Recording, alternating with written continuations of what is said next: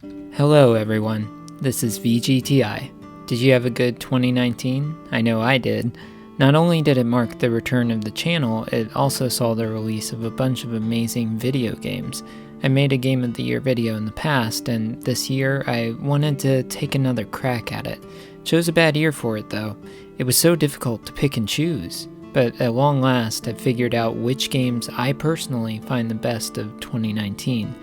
And keep that in mind while watching. It's my own personal list, so while it may seem insane, it's me, VGTI. You know, the channel dedicated to the insane. I'll be listing off the games starting from number 5 and working my way up to the number 1 Game of the Year. Let's get right to it. Number 5, Kingdom Hearts 3. Probably not too surprising this game is on the list, considering how much I've been covering it lately, theory-wise. To say KH3 had a lot of anticipation and expectation going into it would be an understatement. To this day, Kingdom Hearts is my favorite RPG series, right behind 2E. It's also the first mainline KH we've had in over a decade after many years of handheld spin-offs, all of which were very cool in their own right. After playing through it all, it's clear that KH3 shines brightly in some areas and stumbles in others. The presentation, graphics, and gameplay are all exceptional. Combat in a Kingdom Hearts game has never felt better, though I know Kingdom Hearts 2 still has a lot of appeal in that regard. Kingdom Hearts 3's combat takes a lot of what worked from the side games and incorporated it into one system. Because of all this, KH3 never stopped being fun to play.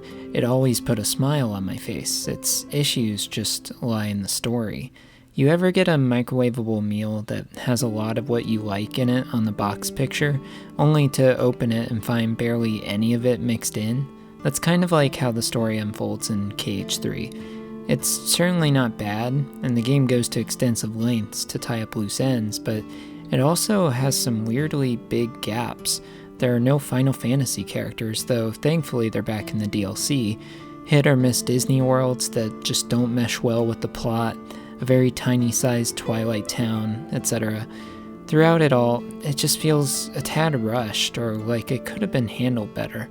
Even so, the secret ending is amazing, and overall the story taken as a whole isn't all that bad. KH3 is a phenomenal RPG, right up there with the greats, even if it didn't topple Kingdom Hearts 2 as my favorite in the series. Number 4, Control. Control is what happens when you take the SCP Foundation and you turn it into a AAA video game. I'm not even kidding, either. Developer Remedy Entertainment confirmed that SCP was an inspiration for this game. As their latest third-person shooter, Control brought everything I love from Remedy and put it into an interesting new setting. These guys always have a way to make really down-to-earth games and twist them with all sorts of mysteries, weirdness, and supernatural shenanigans.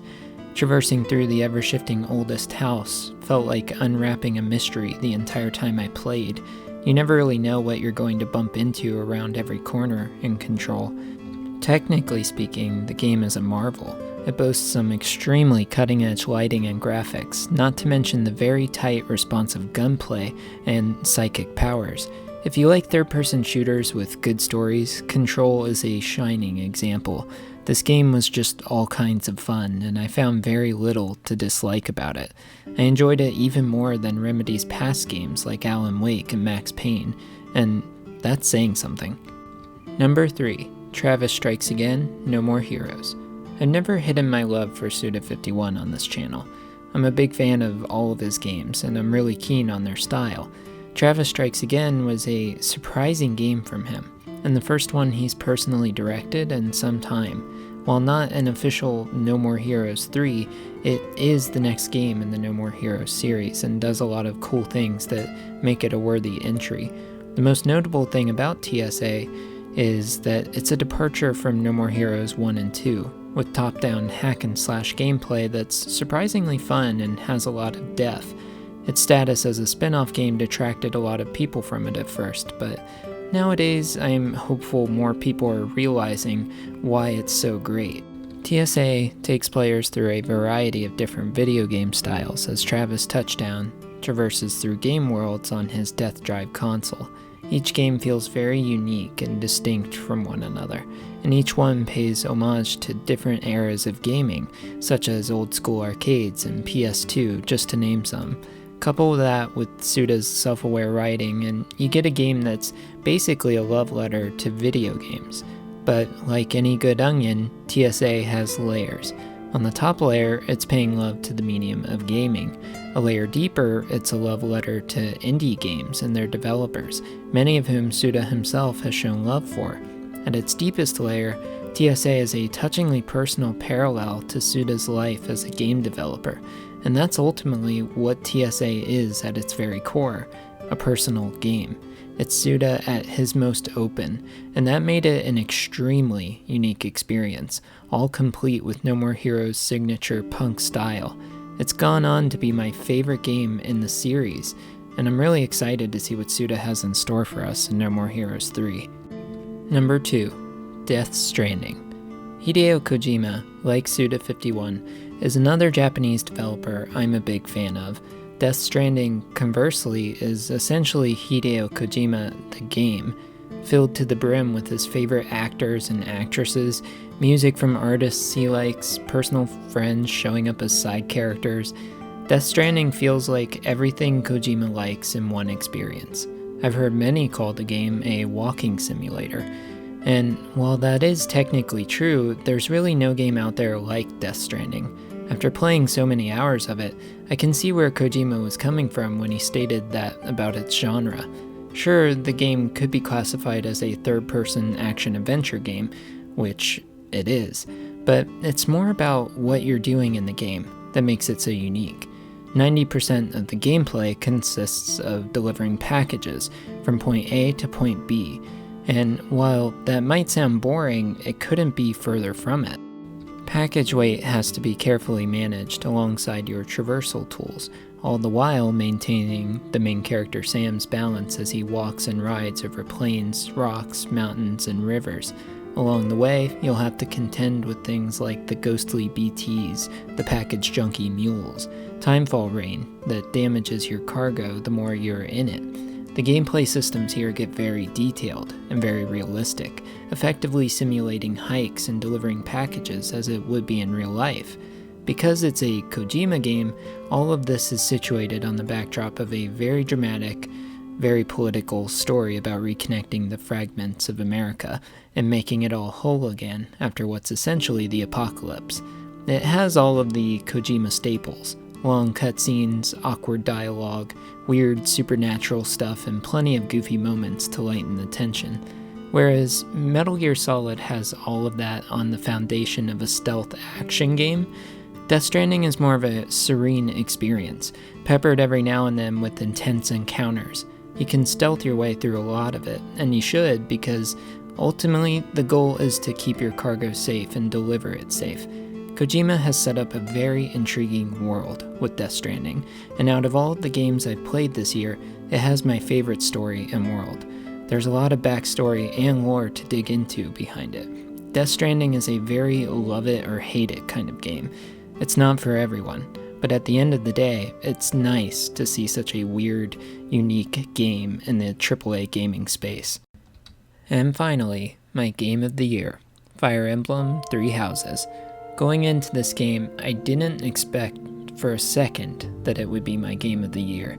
I mean, for sure, I've always enjoyed the Fire Emblem series, but to be the best game of the year, after playing over 100 hours of 3 Houses though, here we are.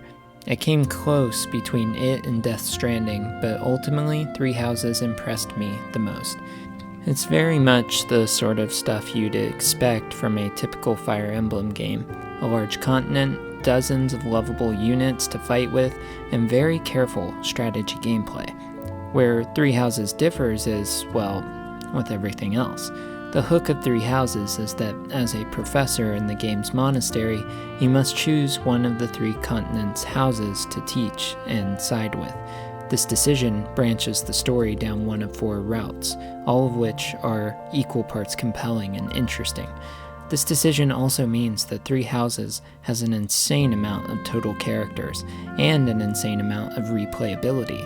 As if that weren't enough, another half of the game is dedicated to simply exploring the monastery, getting to know your students and training them as they develop from class to class.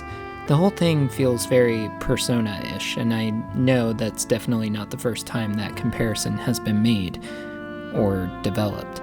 Genuinely, though, this part of the gameplay feels right at home with Fire Emblem, a very nice way to spend downtime between battles. And as if the game couldn't get any more bananas, the wide cast of characters all have supports with many others, all of which are fully voice acted the entire game. Between the branching story, dozens of characters, and huge amount of stuff to do, Fire Emblem Three Houses is a game brimming with personality, fun, and content. I remember being so blown away by my first few hours playing it, delighted at just how expansive the game really is, and how much there is to do. It's all told through a very brutal, very captivating story that can veer off in wildly different directions, depending on which house you pick. The story is excellent the whole way through, and it's extra wonderful that there's so much of it still to see after beating it for the first time. I always reserve my Game of the Year spot for a game that excels in all areas of design: story, gameplay, music, graphics, and replayability. Out of all the games on this list, Three Houses does just that. Every inch of this game is well done, and I'm very impressed with the developers for going the extra mile to make an experience so full. This game is a must-own for the Nintendo Switch, and you'd be doing yourself a disservice not to pick it up. Those are my top 5 games of the year. I'm sure you guys have your own though, so please feel free to leave them in the comments. I'm interested to see what you guys thought was the best this year. There were so many games to choose from, and even a few I never got around to trying, sadly. 2019 was a good year for games, and 2020 is shaping up quite nicely as well. I figured this video would serve as a good send-off for the year, and with that, I'll see you guys again in 2020. Once that time comes, it'll be back to business as usual, theories and mysteries. Happy holidays, everyone, and thanks for watching.